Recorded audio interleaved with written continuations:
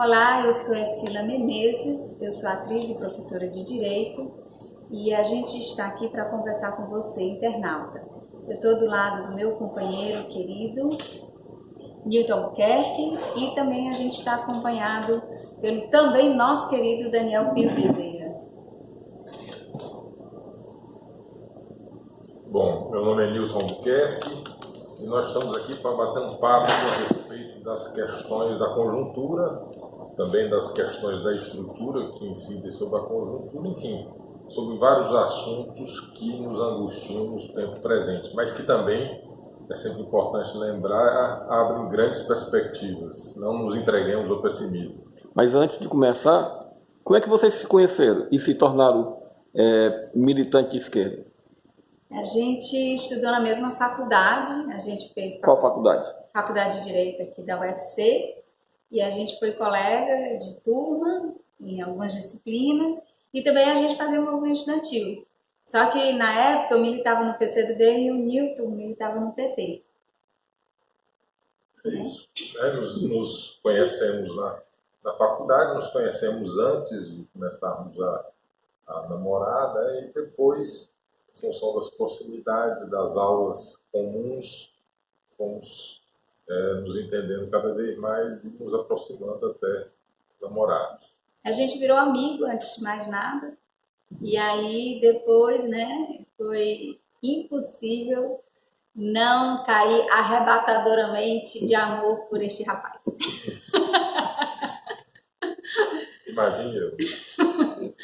Aproveitando a simpatia de vocês, como é que vocês vê o trágico desgoverno Jair Bolsonaro, apoiador do nazismo e do fascismo?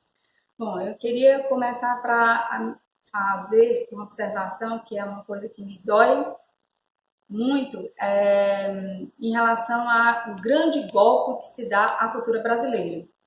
A gente fala desde 2016 no golpe institucional, né? No golpe que se deu à Constituição, não só à presidenta Dilma, mas ao povo brasileiro, à democracia. Mas isso vem conjuntamente com uma série de outros mecanismos, né? E ações de destruição da sociedade do Estado brasileiro. E a cultura é um dos pontos centrais. O que eu percebo é que existe uma intenção de desqualificar a cultura brasileira, certo? De criminalizar a cultura brasileira, certo? E de realmente hostilizar todas as manifestações culturais brasileiras, certo? Isso, inclusive, faz com que a gente tenha dificuldade de se enxergar como brasileiro e fique com a ideia bastante colonizada, né, de que nós somos, na realidade, herdeiros dos europeus, que é uma grande estupidez, porque o Brasil nasce como Brasil na hora que há o encontro de povos distintos. Antes da chegada dos portugueses, nós tínhamos uma terra que era habitada por muitas nações indígenas, certo? E essas muitas nações indígenas constituíam vários processos civilizatórios que ainda não era o Brasil. O Brasil vai se constituir necessariamente, no meu entendimento, como um povo mestiço. O Brasil é essencialmente mestiço. Então, qual é a importância disso? Quando eu desqualifico todas as expressões culturais, né, desse Brasil mestiço, eu também gero, até inconscientemente, uma percepção depreciativa do próprio povo brasileiro. Uma das coisas que eu percebo é que uma coisa que na realidade não é nova, é que quando você quer atingir um povo, você também desqualifica-o culturalmente. Então, por exemplo, o que a gente está vendo? A gente está vendo a desqualificação e a criminalização dos índios e das expressões indígenas, certo? O que aconteceu há um tempo atrás? Quando nós tivemos a abolição dos escravos, houve ainda na República uma série de ações do Estado que não, primeiro, não recebiam essas pessoas recém-libertas para incluí-los na sociedade. Segundo, criminalizavam as expressões ou africanas ou afrodescendentes. Então, essas pessoas foram obrigadas a saírem das fazendas e a não ter lugar nenhum, certo? Então, a libertação ela é um passo para uma possibilidade de cidadania, mas a cidadania não se fez, porque quando eu não tenho reconhecimento da minha expressão cultural, eu não tenho meu reconhecimento como sujeito. E assim, para tentar fechar inicialmente essa conversa, para eu conseguir me sentir sujeito, eu preciso ter uma consciência do que eu sou culturalmente, eu preciso valorizar as minhas expressões culturais, né, e não criminalizá-las. Então, as religiões afrodescendentes, as expressões religiosas ou culturais, inclusive dos indígenas, estão sendo criminalizadas. E, além disso, o que a gente vê também? A gente vê assassinato de líderes indígenas e a gente vê também uma radicalização do assassinato da juventude negra na periferia. Então, nesse sentido, a gente percebe que, do mesmo jeito que os judeus foram perseguidos no nazismo, a gente está vendo essa perseguição aqui. Só que para o Hitler conseguir fazer o que ele fez, ele passou anos num processo justamente de esvaziamento da cultura judaica, de criminalização desta cultura, certo? E de percepção como algo pestilento e monstruoso da cultura judaica. Então, a partir dessa leitura, dessa narrativa dessa cultura, é que a eliminação física ficou aceitável na sociedade alemã. Bom, eu acho que o fascismo, fora esses elementos que a Cida colocou muito bem, é a expressão da barbárie, né? A bem da verdade, em termos conceituais, o fascismo é a forma mais mórbida de dominação burguesa, é a ditadura do capital financeiro na sua dimensão mais letal. Então nós estamos nos deparando com o que é de pior. Não há coisa pior, né? Nós podemos lamentar a imposição dos valores, por exemplo, neoliberais, nós podemos lamentar outras formas de hegemonia burguesa que sempre se deram no país, mas sem dúvida o fascismo é a mais torpe, a mais perigosa, a mais aniquiladora, a mais anticivilizatória.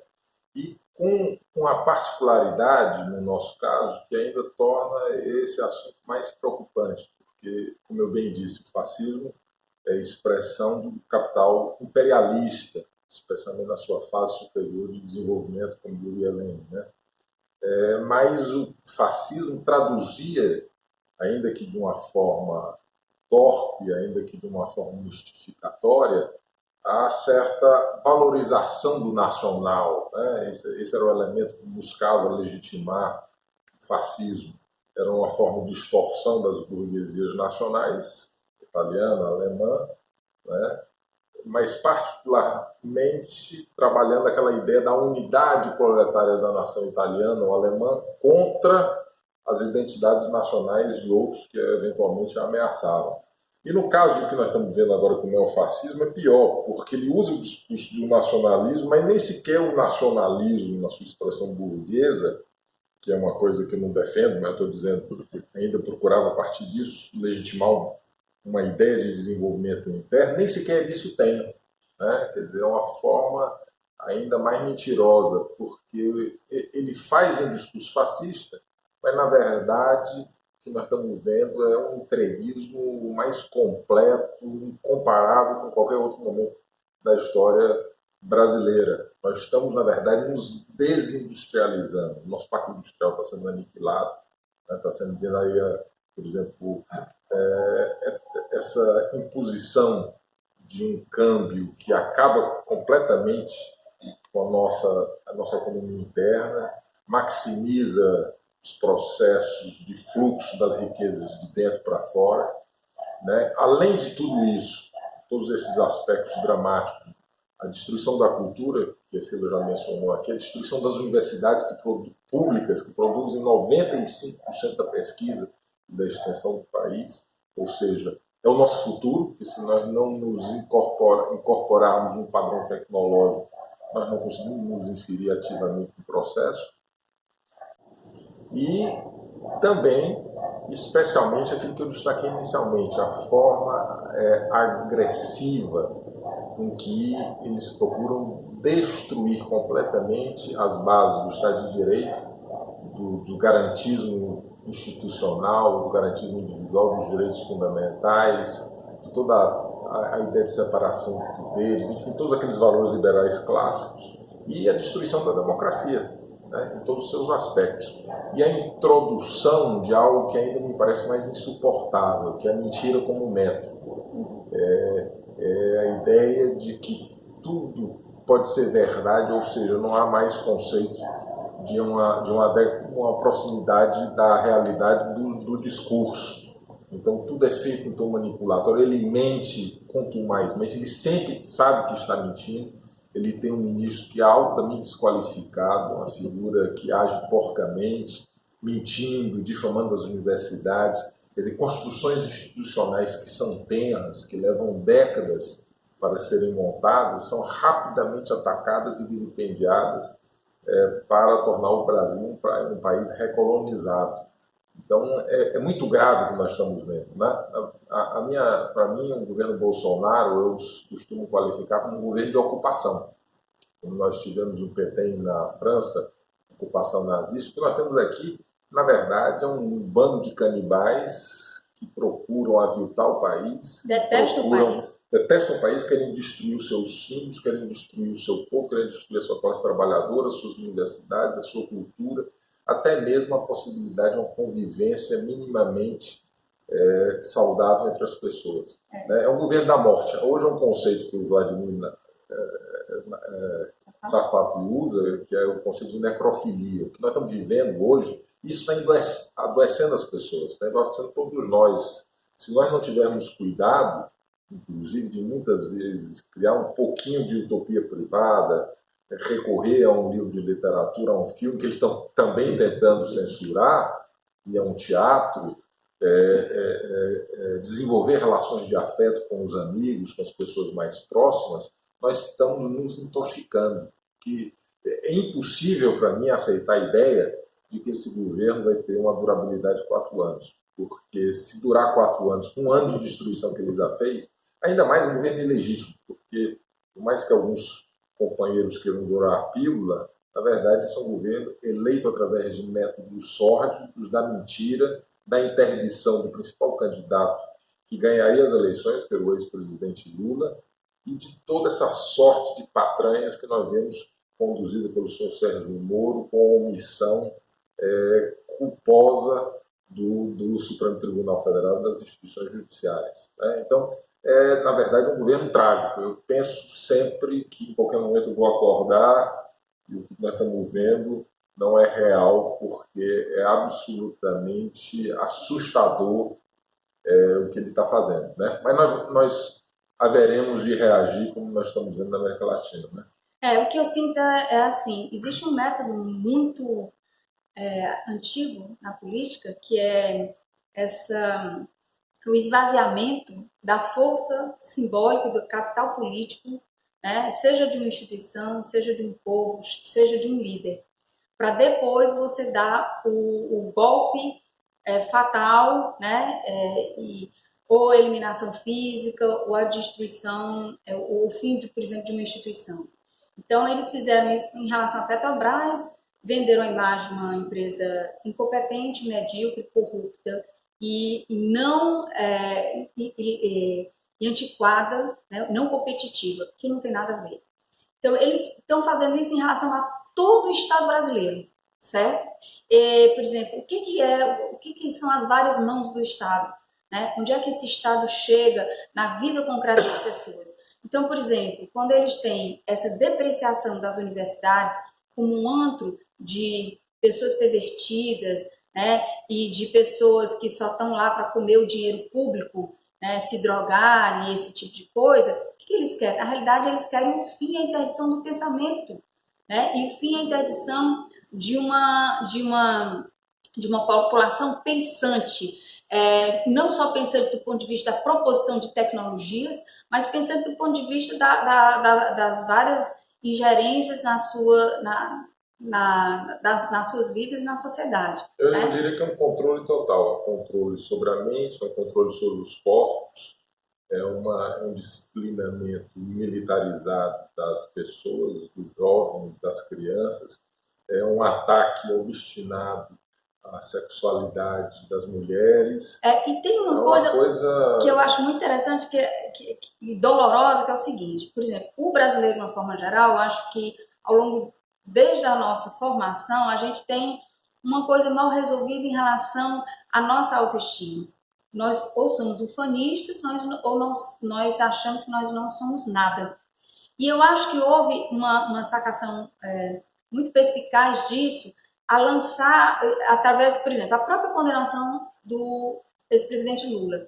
O Lula, ele realmente conseguiu sair dos seus 2 governos como uma figura representativa do povo brasileiro e que fez sucesso. Então, dentro de toda a cultura capitalista, se tem a ideia de felicidade de alguém que fez sucesso. Qual a diferença do Lula para o Silvio Santos? O Lula foi um homem que veio da miséria do Nordeste, né? Fez a migração que uma multidão de pessoas fizeram, mas que ascendeu na sociedade e conseguiu respeitabilidade até internacional através das próprias contradições do sistema. Diferente, por exemplo, de uma figura do Silvio Santos, que também pode ter tido uma origem pobre, mas ele se fez na construção do próprio sistema, né? Isso é até muito questionado se ele era de origem pobre ou não. Mas tem vários empresários que nasceram de famílias com dificuldades, né, e se tornaram pessoas ricas, mas eles fizeram isso dentro da construção e do fortalecimento do sistema. Lula vai fazer essa elevação através das contradições do sistema e mostrando as contradições do sistema. Então, assim, isso faz com que gere nas pessoas uma possibilidade de inspiração num projeto de crescimento individual que pode ser também questionador do próprio sistema. Na hora que eu mostro que o Lula é o povo brasileiro, e isso ficou muito forte. Então, na hora que eu mostro que o Lula, faço essa narrativa de que o Lula é um bandido, que o Lula é um corrupto, o que ficou na população? Nós somos bandidos, nós somos corruptos. Então, assim, como existe uma narrativa muito persistente de quebrar a autoestima desse povo, porque se eu me interpreto como um povo corrupto, um povo bandido, um povo que nunca vai dar certo, que é preguiçoso, o que eu faço? Eu vou me penalizar, principalmente com a acessão de um discurso fanático, de um discurso que, no meu entendimento, tem nada a ver com o discurso cristão, tá? Que é muito veiculado pelas igrejas neopentecostais. E aí, o que eu vou ter? Eu vou ter uma mistura entre crime e pecado. E aí, o que acontece com alguém que age de forma criminosa ou de forma pecaminosa? Eu preciso de punição. E o que é essa punição? É a retirada de direitos e a retirada de sonhos. Então, eu acho que boa parte, inclusive, dessa nossa passividade, que infelizmente o povo brasileiro é um povo que eu acho violento, mas ao mesmo tempo passivo, do ponto de vista da sua ação política mais radical, certo? Atualmente, eu infelizmente ainda percebo isso. Mas quando ele se percebe como um povo que o Brasil não tem jeito, essas coisas só acontecem no Brasil, nós somos todos corruptos, o brasileiro só quer tomar vantagem, então eu vou aceitar sim a perda de direitos. Vivemos o filme Bacurau? Sila.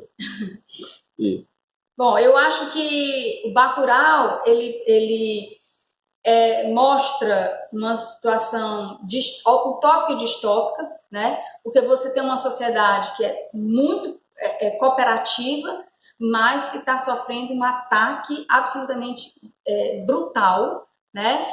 Que indica a sua eliminação, por isso distópico, certo?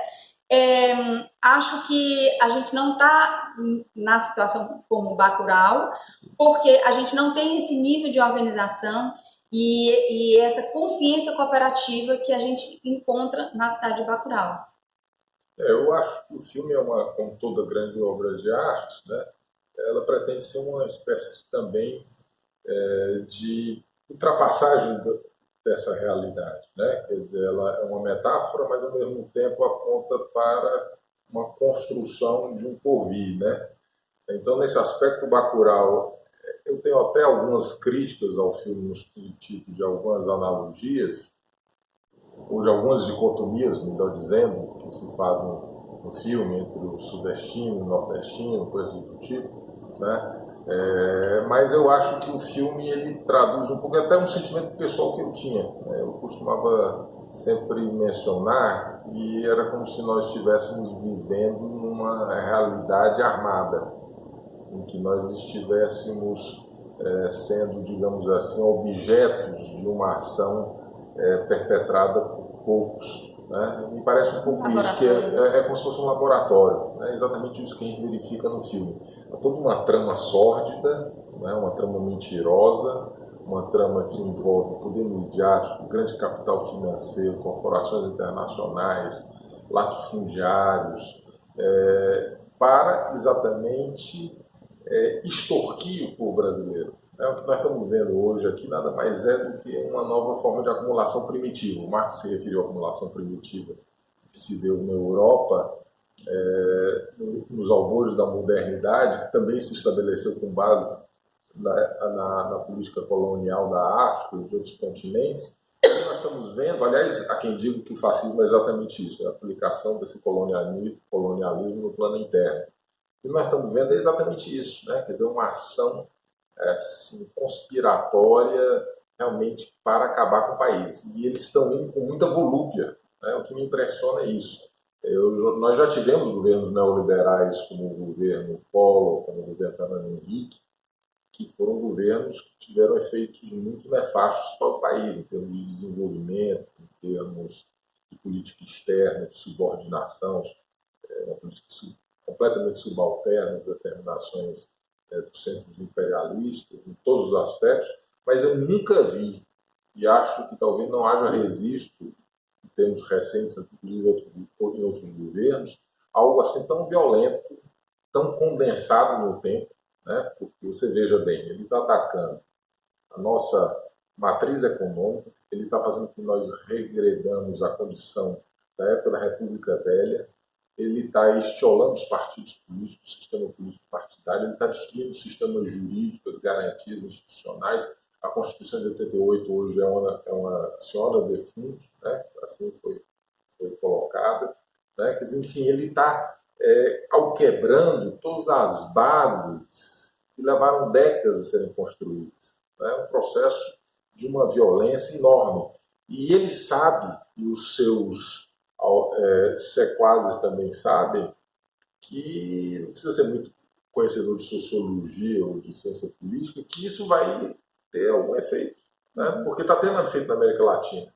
Né? Na Argentina já houve a derrota do Macri, houve levantes na Colômbia, que há muito tempo não se movia. O Chile se moveu de uma maneira e ainda está se movendo. O Equador, o Haiti está se levantando. Os próprios Estados Unidos, você está vendo uma dinâmica, uma dialética lá da esquerda crescente, né, de uma radicalidade socialista que vem se colocando. Quer dizer, ele sabe que isso vai chegar no Brasil. E eles estão preparando as premissas, as condições para, dessa insurgência, eles transformarem em uma radicalização à direita. Então, cabe a nós, sabendo disso, também nos organizarmos. Eu acho que é importante nós identificarmos o que é o governo Bolsonaro, mas é urgente, é ingente, é fundamentalíssimo que, nesse momento, nós da esquerda, especialmente o PT, que é o seu partido maior, haja com responsabilidade. Ao invés de pensar no cronograma eleitoral, vamos ter eleição para prefeito no próximo ano, vamos ter eleição para 2022. Primeiro que isso não está dado. Né? Nós não estamos falando de elementos da natureza, nós estamos falando de cronograma político. Num processo de ascensão ou de assunção do fascismo, de organização do que há de mais reacionário, eles não estão trabalhando com calendários institucionais, estão trabalhando com subterrâneo. Eles querem assaltar o poder do Estado estabelecer uma agenda pavorosa de destruição do povo, dos seus direitos, e eles sabem que eles só podem fazer isso com muita violência, só podem fazer isso com desmonte das conquistas do Estado de Direito. E eles estão preparando isso. Por isso é que ele não dialoga com a maioria, ele dialoga com o núcleo duro do Estado, ele dialoga com os setores do Exército, ele dialoga com os setores do capital financeiro, ele dialoga com os setores da mídia, para tentar criar um corpo pequeno de pessoas, um bloco, mas um bloco maciço de atuação, para avançar. E nós temos que fazer o quê? Nós temos que ficar parados, esperando, né? Vamos guardar a eleição, vamos ficar só digitando no Facebook os nossos protestos? Não. Nós temos que contrarrestar esse processo reacionário com o processo de uma outra radicalidade, que é a radicalidade socialista, democrática. É a radicalidade do povo, é a radicalidade da afirmação da democracia direta, a radicalidade da ocupação dos espaços da cidade, da valorização do uso das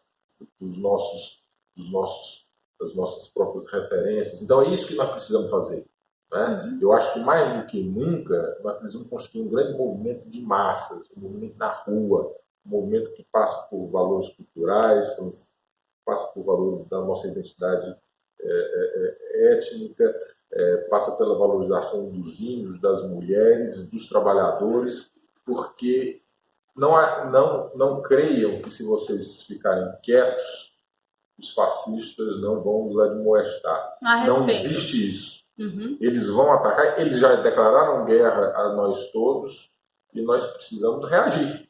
Então, morreremos ou essa situação vai se agravar. Sempre lembrando que Hitler e Mussolini não implementaram seu programa de imediato. Eles tiveram acesso ao governo, o acesso ao governo é fundamental, por isso que nós quisemos, de todas as maneiras, tentamos construir a unidade para que eles não chegassem ao governo, não fomos passear em Paris, como foi o senhor Ciro Gomes, não nos omitimos. Quem foi passear em Paris não tem moral para criticar o seu Bolsonaro, porque é parte responsável pela sua ascensão. Isso. E é importante que exatamente nesse momento nós coloquemos as coisas como elas devem ser colocadas, mas exerçamos a nossa ação imediata, a nossa ação direta das massas. Nós não podemos ficar esperando a eleição, nós não podemos ficar num confronto de personalidades pequenas entre um ou outro partido da esquerda. O que nós precisamos é criar um forte movimento de massas para enfrentar hoje, já ontem, com imediaticidade, essas questões que estão sendo postas. Por isso que eu também queria reiterar aqui a crítica ao que foi feito em relação à ação do governador Camilo Santana. Ele propôs a reforma da Previdência nos moldes do senhor Bolsonaro. Isso é desmoralizante. Não adianta vir com argumento, não, porque o governo federal nos impôs isso, não os recursos seriam sustados, porque é o princípio da simetria constitucional. Primeiro, que essas questões não estão resolvidas, até porque essa reforma previdenciária ela é claramente conspiratória contra as bases da Constituição de 88, seus princípios e fundamentos. Né? Então, a Constituição é uma medida no sentido privatista, vai contra todo o programa da Constituição de 88. Então, nós não podemos aceitar esse tipo de ação vindo de um governador que se diz do nosso campo, que se diz petista, mas que, na verdade, age em desconformidade com o programa histórico do PT e desmoraliza o PT, porque nós estamos precisando agora reforçar o nosso patrimônio, as nossas referências para as lutas que advirão, que virão. E esse tipo de ação funciona exatamente para nos quebrar e para reforçar o discurso da extrema-direita de que todos nós somos iguais, que nós só lutamos por carguinhos. Veja aí, está no governo, mas está propondo a mesma coisa que o Bolsonaro. E convenhamos, é um discurso que tem sentido. Né? Como é que você pode dizer que é contra o Bolsonaro se você está aplicando no estado do Ceará as mesmas medidas e fugindo covardemente do enfrentamento político, do enfrentamento institucional a esses ataques? Né? Bom, uma coisa importante é o seguinte, diante de um quadro extremamente grave, o que a gente deve fazer? Certo? Então a gente percebe que nesse quadro grave, o que a gente percebe? Um desmonte do Estado, certo? Através da negação, do enxugamento desse Estado, da negação de direitos e da acessibilidade a bens preciosos para a população, como a questão da saúde, como a questão da educação, e também um desmonte em relação à cultura brasileira, certo? E a própria autopercepção do brasileiro. Então, entendo que é urgente algumas coisas. Primeiro, a gente está na rua. Segundo, a gente desenvolver uma unidade das esquerdas e do campo democrático. Estar na rua se está de diversas formas. Tanto a gente pode fazer a clássica passeata com um propósito realmente político, concentrado, como a gente pode estar na rua através das nossas expressões culturais. Nós temos várias expressões culturais que são expressões de praça, certo? Eu fico pensando como é que vai ser o nosso carnaval deste ano de 2020. O carnaval do ano de 2020 vai ser com certeza marcado por uma disputa política. Antes de mais nada, porque a gente tem uma cruzada, infelizmente, uma cruzada evangélica, puritana, reacionária, certo? Que ela é uma verdadeira traição à cultura brasileira, porque ela trai vários elementos importantes da cultura brasileira, certo? A própria leveza da cultura brasileira, a própria alegria da cultura brasileira, a própria sensualidade da cultura brasileira, certo? A descontração dessa cultura brasileira, essa cordialidade desinteressada que também existe na cultura brasileira, ela está sendo desidratada por essa nova cultura, que é uma cultura do que existe pior dentro do evangelismo americano, certo? É uma cultura de tribal no pior sentido da palavra, porque as pessoas se reúnem em torno das suas igrejas em detrimento da igreja do outro, certo? E elas fazem aquela reunião cooperativa, mas para os seus. Não existe um pensamento universal. E isso, me desculpe, isso não é cristianismo. Se tem só um minutinho. Se tem uma das coisas importantes do cristianismo, é que o cristianismo aponta por uma possibilidade da gente pensar dentro de uma dimensão universal, certo? A própria ideia de democracia universal, ela vai herdar e vai se inspirar muito dessa ideia que o próprio Cristo traz, né, de que você não precisa ter nascido cristão para se tornar cristão, você precisa abraçar uma ideia que tem o amor e o perdão como uma base principal, certo? Então nós não vemos na realidade um discurso de amor, a gente vê um discurso de ódio, a gente não vê um discurso de perdão, a gente vê um discurso de punição, certo? A gente não vê um discurso de compartilhamento, a gente vê um discurso de exclusão. Então, é importante a gente voltar às nossas matrizes culturais. Nós somos índios, sim. Por mais que eu, ao assinar um papel, não me coloque como índia, mas sou descendente de índio, me coloco como parda, é importante a gente reconhecer, sim, como herdeiro de uma cultura indígena e africana. Por quê? Porque isso vai ser um elemento importante para a gente pensar um Brasil mais próximo de si e dentro da perspectiva democrática. Então, é fundamental pensar a política dentro da aliança cultural. Nós não temos só um golpe político, nós temos um golpe civilizatório, nós temos um golpe cultural, certo? Onde você tem o desmonte, a criminalização, né, de culturas que são culturas formadoras do próprio brasileiro. Certo? Então, assim, qualquer expressão nossa, é importante fazer uma aliança com os artistas e irmos sim para as praças. A gente pode estar na praça fazendo uma grande passeata, um grande debate sobre a questão da presidência, como a gente pode estar na praça simplesmente tocando samba, a gente pode estar na praça fazendo teatro de rua, a gente pode estar na praça mostrando, cantando e tocando o toré, certo? E isso é resistência, e isso hoje é um ato político. Simplesmente trazer as expressões culturais dos indígenas e dos africanos hoje é um ato político, certo? E a gente precisa estar atento a isso. Então, assim, para além disso, também tem uma coisa que eu vou concordar com o Nilton, é o seguinte. Infelizmente, alguns companheiros têm uma percepção pequena caótica, inocente, irresponsável sobre os próximos meses e o ano que vem. As pessoas estão muito preocupadas e se vê muitas pessoas falando sobre a pauta eleitoral e as alianças que podem ser feitas em função da próxima eleição. Não, no meu entendimento, concordo com o companheiro Nico, não está seguro que a gente vai ter eleição em 2020. Primeira coisa, eu acho que ele está trabalhando sim para um tensionamento agudo, para interdição da eleição, ou então, como ele acredito que ele tenha falado, para uma eleição completamente farsesca, certo? Apenas para dar uma aparência de um processo democrático e dar mais legitimidade ao seu projeto de embrutecimento. É fundamental as pessoas terem responsabilidade, não olharem para os seus projetos pessoais, não olharem para os projetos do seu grupo político, porque o que nós temos risco é a nossa eliminação. A gente está com risco de não poder estar aqui na Casa Vermelha, de não poder dar entrevista, de não poder estar fazendo reunião que leve a sigla de um partido de esquerda. É isso que está em risco.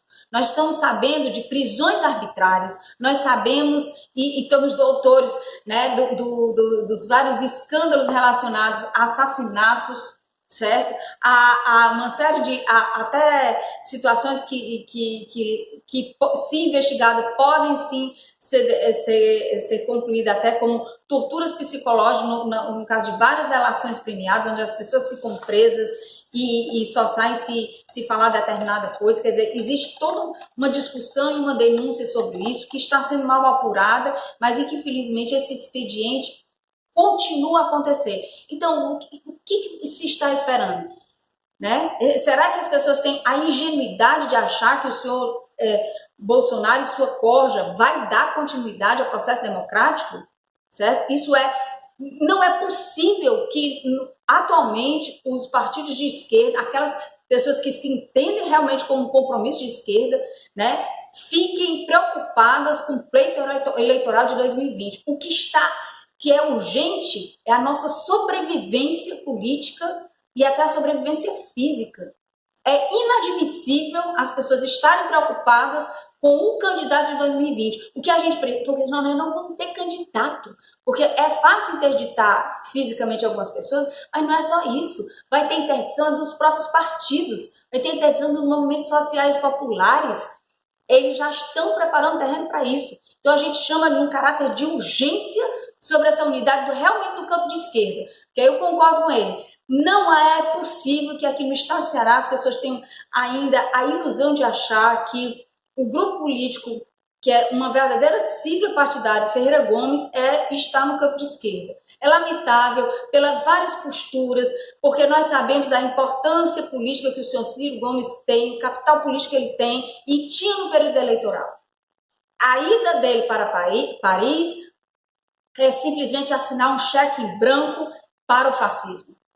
E nós lamentamos profundamente que o governador Camilo não tem também uma postura mais incisiva em relação a esse tipo de postura e realmente mostra que tem um compromisso com os valores tradicionais do Partido dos Trabalhadores. Isso é importante colocar o seguinte: quando se critica o eleitoralismo, não se está querendo aqui eventualmente dizer que o processo eleitoral ou a ocupação dos espaços institucionais não sejam relevantes. Eles são, isso. Mas o que nós estamos querendo, na verdade, enaltecer ou aliás, destacar é que a centralidade não está no processo eleitoral. E que o processo eleitoral depende, em grande medida, do que nós fizermos agora nas próprias ruas. Ou seja, as eleições, elas não são dados da natureza. Não é porque elas estão escritas no calendário que elas ocorrerão assim como os astros fazem o seu percurso. Para que isso aconteça, é necessário que nós nos mobilizemos, porque eles estão gradativamente. Quem acompanha os jornais, quem acompanha todos os dias o que está sendo feito por esse governo, está vendo claramente o estreitamento com que eles estão matando a democracia do Estado de Direito. Hoje, a censura estabelecida. Há filmes que não conseguem mais ser passados em relação aos cinemas. Há perseguição a professores que estão sendo explicitamente ameaçados, né? Você viu o ministro da Educação pregando que os alunos devem gravar vídeos para usar contra os professores, para delatar os professores num crime, né? Inclusive no que diz respeito ao direito à privacidade da imagem das pessoas, que a Constituição assegura, né? Quer dizer, então nós estamos vendo que paulatinamente eles estão avançando sobre a ciência e tecnologia, estão avançando sobre o domínio das pessoas, estão impedindo que a liberdade de expressão e a liberdade de cátedra seja efetivada. Então, nada garante que, a depender dessas pessoas que estejam no governo, nós teremos eleições tranquilas. Nós só teremos eleições, e nós defendemos, obviamente, a importância que nós tenhamos as eleições, se nós conquistarmos e assegurarmos esses direitos nas ruas. Então, cabe a nós, exatamente nesse momento, para fazer face a essa ofensiva reacionária, porque o fascismo, como eu já tinha dito no meu início, ele não usa fundamentalmente métodos parlamentares. Ele despreza a democracia representativa parlamentar erigida no período de construção da modernidade. Então ele se pauta por uma forma de plebeísmo burguês, de uma atuação direta, de uma tentativa, inclusive, de intimidação física. Eles não tanto no campo concreto quanto que se dá no campo simbólico hoje com as milícias digitais. Então nós precisamos urgentemente, dada a nossa condição de isolamento, porque ao concurso das mídias empresariais, dos oligopólios, no sentido de reforço do fascismo, como se deu na Alemanha. Né? Leiam a literatura de um Franz Neumann, Demerhoff, né? Vejam o filme Ovo da Serpente, do Bergman, tentem ler William Reich, quando ele fala sobre a psicologia de massa do fascismo, ou mesmo Revolução e Contra-Revolução na Alemanha, do Trotsky, que mostra o clima psicossocial que foi constituído para que o fascismo conquistasse poder na sua plenitude.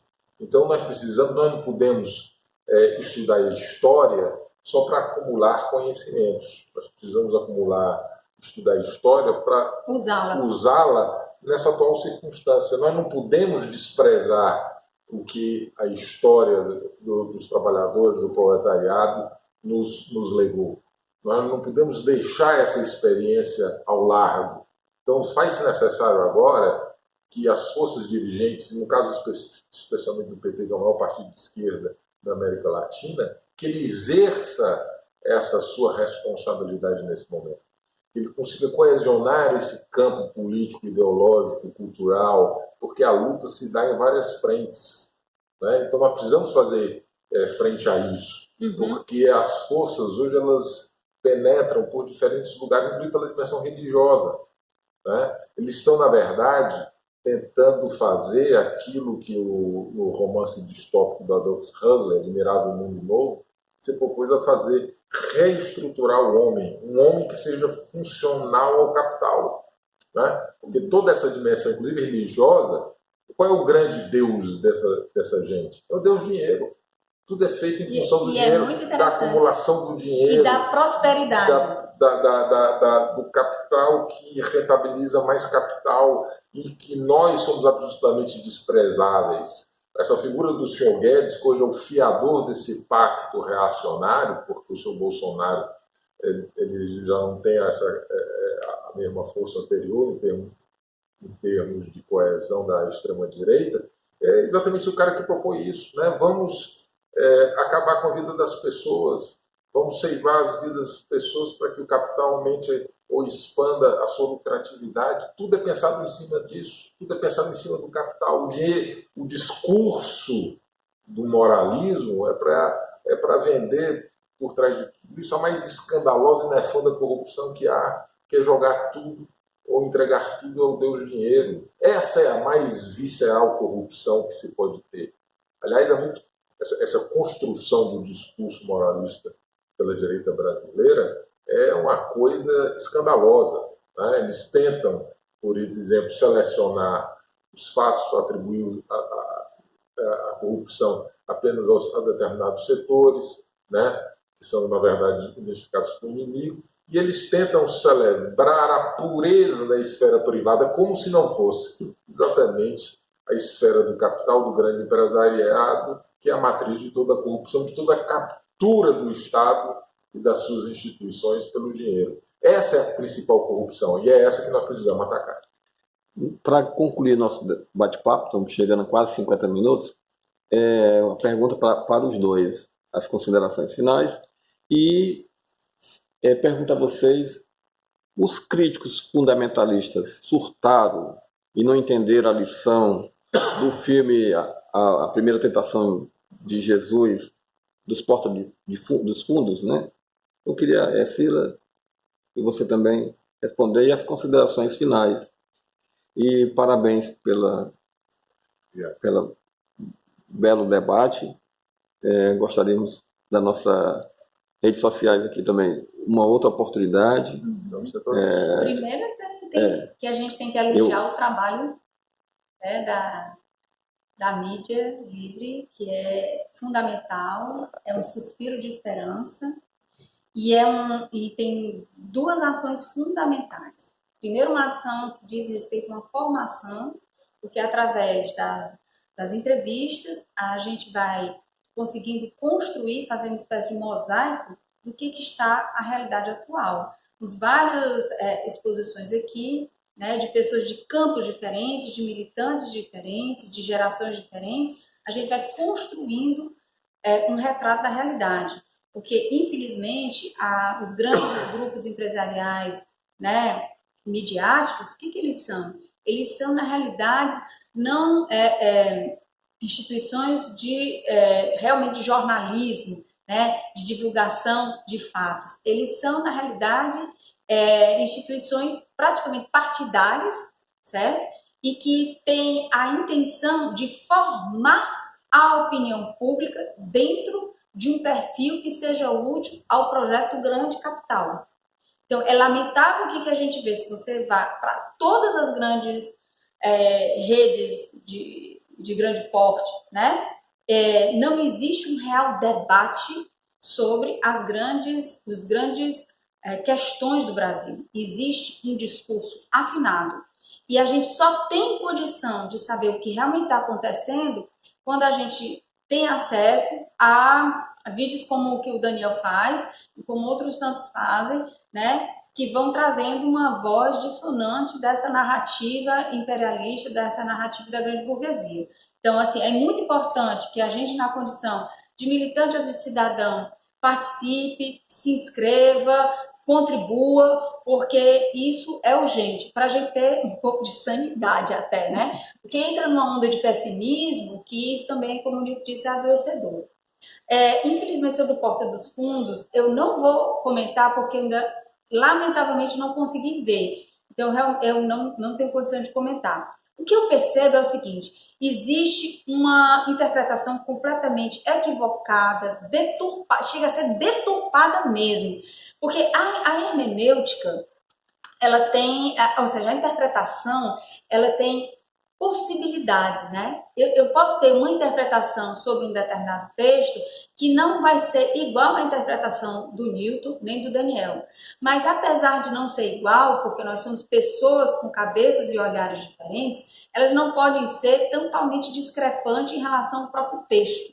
Existe um limite no próprio exercício interpretativo. O que a gente está vendo é uma espécie de um novíssimo testamento, onde existe como o Newton fala, o Deus é o Deus dinheiro. O próprio discurso para que as pessoas se aproxeguem às várias igrejas é o discurso individual, não é um discurso de comunhão, e é o discurso da prosperidade individual. Em vez de ser um discurso de uma riqueza, em vez de ser de compartilhamento da riqueza, de comunhão dos bens, é um discurso do crescimento individual, e não que as pessoas não possam, não devam crescer individualmente, certo? Tudo bem, principalmente se a pessoa tem uma condição de vida muito precária, ascender socialmente é necessário, Mas a questão não é essa. A questão é quando você coloca o outro como inimigo e quando você acha que o seu crescimento é uma graça, certo? A gente viu muito no período do IPI zero, onde muita gente comprou carro por conta de uma ação do governo da época. As pessoas colocaram nos seus carros propriedade de Deus. Primeiro faz uma coisa absurda e abjeta, que é misturar Deus com propriedade. Deus não é proprietário de nada. Deus simplesmente é. A propriedade é uma coisa humana. É aqui, o proprietário, ele é aquele que tem parte de algo. Então, se Deus é essa figura tão absoluta, tão onipotente, como é que ele pode ter parte de algo? Não existe isso. Isso é uma incompreensão, né? Uma depreciação da própria ideia de Deus, é um apequenamento dessa própria compreensão do que poderia ser uma figura de Deus. Então aí fica, Deus é o Senhor, é o justo. Na realidade, né, as pessoas fazem isso, elas humanizam Deus e percebem e instrumentalizam a sua relação com Deus e com, né, a força divina. As pessoas vão orar para ter a graça. Ninguém ora pela humanidade. As pessoas oram para conseguir as suas graças. É uma relação completamente instrumental. Você não ora para salvar pessoas que você não conhece. Aliás, eu sei que muita gente faz isso. O protestantismo em si tem uma leitura, ser protestante, ter uma leitura belíssima do evangelho, né? E ter um viés generoso do cristianismo, mas infelizmente o que a gente está vendo crescer é um neopentecostalismo que é instrumental, onde a grande necessidade de a igreja é para você prosperar em detrimento do outro. E isso esse tipo de cultura ela é um terreno fértil para justamente essa política de morte, essa política da exclusão. Fechando só nesse pensamento sobre o fascismo no Brasil, certo? Eu percebo que, por exemplo, assim, diferente do que aconteceu na Alemanha, tá? Lá na Alemanha, a classe média alemã, ela teve uma elevação de vida, né? E eles procuraram fazer pelo menos um desenho de uma elevação daquilo que eles entenderam como valores tradicionais da cultura alemã. Aqui está tudo ao contrário. Nós estamos tendo um decréscimo da condição de vida do povo brasileiro em geral, e nós estamos tendo um achincalhamento da cultura tradicional brasileira, certo? Então, para concluir, eu acho que a gente tem que voltar às nossas tradições culturais, conhecer quem que nós somos, que parte índia bate em nosso coração, que parte africana, portuguesa ou tantos outros povos que participaram da construção desse país, como um grande ato de resistência também. Bom, para terminar, né, eu gostaria primeiro de enaltecer o papel que a mídia livre, especialmente o Daniel Bezerra, cumpre, porque eu sou um daqueles que defendem que os trabalhadores, os explorados, enfim, os setores que são historicamente excluídos no Brasil, não tenham não só um processo de financiamento das suas organizações, dos seus partidos, para que nós não dependamos do capital para nos financiar, quando nós tenhamos especialmente a nossa mídia, a nossa imprensa, para que nós não fiquemos à mercê dessa imprensa oligopolista que nós temos, infelizmente, no Brasil de uma maneira trágica, né? Porque todos vocês sabem que no Brasil 6 famílias controlam a mídia, controlam a TV, os jornais, tem propriedade cruzada, que nem nos Estados Unidos, o país, berço do liberalismo mais clássico, existe. Então, eu acho o trabalho que a mídia livre cumpre inexcedível, um papel de extrema importância, especialmente no momento em que nós vemos essa ascensão do neofascismo no Brasil e no mundo. Então nós precisamos de espaços públicos, nós precisamos nos apropriar desses espaços. né? Pensar a partir de lógicas que não sejam a lógica da mercadoria, a lógica da coisificação, da reificação, que é o que nós estamos vendo, né? Hoje a mídia tradicional ela virou um locus do grande espetáculo, né? Como diria Guy Debord, né? Quer dizer, da transformação das pessoas em meras partes de um grande evento para produzir mais valor, para produzir um maior ganho para o grande capital. Então nós precisamos, mais do que nunca, nos aproximar da realidade imanente, se aproximar das pessoas concretas, se aproximar das pequenas experiências comunitárias, nos aproximar da história que as pessoas concretamente fazem, da cultura que elas efetivamente produzem, que muitas vezes é interditada pela grande imprensa, né? Enfim, dos saberes locais, dos saberes contra-hegemônicos, e só através de uma outra mídia, só através de uma mídia compromissada visceralmente com esses interesses, né? Porque não financiada pelos grandes grupos, porque não ligada aos circuitos de reprodução desses grandes grupos, é que nós podemos encontrar espaço para fazer a nossa voz ecoar, né? Então, eu convidaria a todos a vão lá, colocam o seu nome, se inscrevam na mídia livre, né? Dão aquela aprovação, participem do financiamento da imprensa, tanto da mídia livre quanto da imprensa operária, da imprensa dos trabalhadores, porque nós precisamos, como o Jornal Brasil de Fato, como as várias mídias que estão aí e que são, na verdade, preteridas, e não só preteridas, né? Hoje há uma criminalização crescente dessas mídias, porque o controle totalitário ele não se faz só através do Estado, ele também se faz através da burocracia privada, dos interesses dos grandes grupos empresariais. Não imaginem que o projeto fascista é um projeto apenas estatizante. Nós estamos vendo, aliás, as atuais circunstâncias em que vivemos valem como uma grande aula de ciência e de filosofia política. O que nós estamos vendo hoje no Brasil mostra a absoluta congruência, como é perfeitamente harmonizável o fascismo com o livre mercado, né? Na verdade, o fascismo era isso. Aliás, o próprio Hitler e o próprio Mussolini faziam prédicas a favor do livre mercado. Há várias referências do Mussolini a isso. Então, quando o Estado atuava no nazismo, ele atuava fortemente contra os trabalhadores, contra os processos contra-insurgentes, contra-hegemônicos, mas ele deixava o grande capital atuar muito livremente, né? Quem viu a lista de Schindler deve lembrar de como os campos de concentração eram funcionalizados para servir ao grande capital. Então não caiamos nessa esparrela de achar que fascismo é de esquerda, que nazismo é de esquerda, que fascismo é apenas uma expressão do poder mastodôntico do Estado. Ele é a expressão dos interesses privados. Na verdade, o fascismo é a expressão da ditadura do capital financeiro, onde eles se apropriam completamente do Estado. O Estado não é neutro, né? O Estado é a expressão dos interesses da classe dominante. Nós podemos até temporariamente utilizar-se desse Estado para servir aos interesses das maiorias, mas é sempre muito difícil, como nós vemos nas nossas últimas experiências.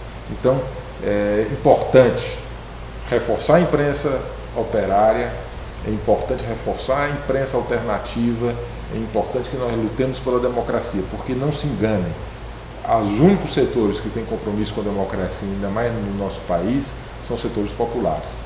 As chamadas elites, os setores pequeno-burgueses, o grande capital especialmente, eles não têm compromisso com a democracia, não têm compromisso com os direitos humanos, não têm compromisso com o Estado democrático de direito. Então precisamos enfrentar isso. E quanto a essa questão da porta dos fundos, é muito interessante, né? Aliás, eu acho que ele exemplifica, traduz muito bem exatamente o tempo em que vivemos, o tempo do debacle, da degradação, da dominação burguesa. A burguesia, é importante lembrar que no século XVIII, século XIX, ela advogava a liberdade de expressão, ela advogava a laicidade do Estado, ela advogava a possibilidade do pluralismo de valores. E o que é que nós estamos vendo hoje? a interdição, não é só no Brasil não, é nos Estados Unidos, é na Europa, mas é particularmente aqui, a interdição da liberdade. Então o debate que estão querendo fazer em relação à Porta dos Fundos, eu nem cheguei a ver propriamente, mas é um absurdo, porque ele se dá em termos de blasfêmia, ou seja, um debate de fundamentalistas. Nós não podemos transformar o Estado numa correia de transmissão de grupos religiosos. Né? É o mesmo discurso do pessoal do Estado Islâmico, é o mesmo discurso de todas essas seitas fundamentalistas, de fanáticos. A liberdade de expressão e de crítica existe para todo mundo. Eles fazem, aliás, de uma maneira muito desqualificada em relação à esquerda. Chamam o Paulo Freire de energúmeno, fazem toda sorte de baixarias e de coisas demenciais. E quando se critica a religião, se critica determinadas feições do que se pensa como mensagem de Deus, eles querem interditar. Interditar como? Né?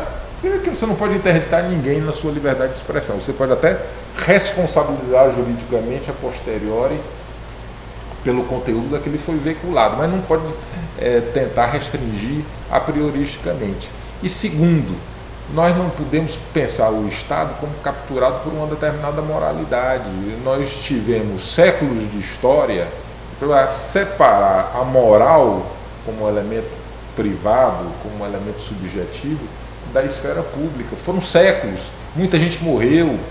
Né? Você teve a Guerra dos 100 anos na Europa, a Guerra dos 30 anos, em que morreram milhares de pessoas em função dessa confusão entre política e religião. Então separemos as coisas. Isso aqui que eu estou falando, aliás, é uma fala liberal, que no século XVII, XVIII, XIX seria perfeitamente aceitável. É por isso que eu estou destacando e salientando isso. Vejam o nível de afastamento que a burguesia tem dos seus próprios valores históricos.